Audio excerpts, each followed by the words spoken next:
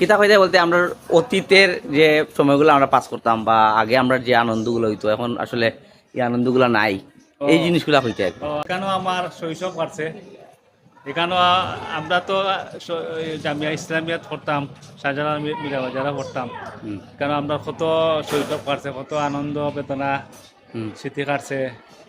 এই যে যে ভিডিও করে এ আমার ফুফাতো ভাই, এ আইতো, তারা বাড়িতে থাকতো, এ আইতো, আমরা সবে কত মজা করতাম।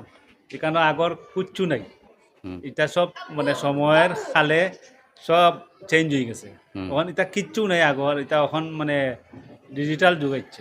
আচ্ছা, ইনার টিন শেড গড় আছিল না? টিন শেড ঘর আসলো, আর পিছে দিঘি আছে। এখানে গেট আসতো আগর গেট, এখন এটা কিচ্ছু নাই, এখন দালান হয়ে গেছে। এখানেও আমরা এই যে পুরাতন যে তিনতলা বিল্ডিংটা দেখায়, আগে তো আমরা বেশিরভাগ সময় অন্য আড্ডা মারতাম, আর ওনার টিন শেড যে গড় আছিল আমরা ক্যারাম খেলতাম, লুডো খেলতাম, দাবা খেলতাম, আর খাইতাম গিয়া অন্য থাকতাম। যখন সব আইতা লন্ডন থেকে খুব মজা হইতো, সব আত্মীয় যখন আমরা একসাথে দিতাম। কিন্তু এখন অনেক আত্মীয় তো নিজেরাই বিদেশ, অনেকে মারা গেছে, অনেকে বিদেশ, অনেকে আবার বিজি, সবকিছু মিলে। আচ্ছা, এইদিকে মামাতার আরো যে একটা কলোনি আছে ও সাইড না, এখানে কতটা কলোনি হইব? প্রায় 200-250 গড় হইব মনে হয় না?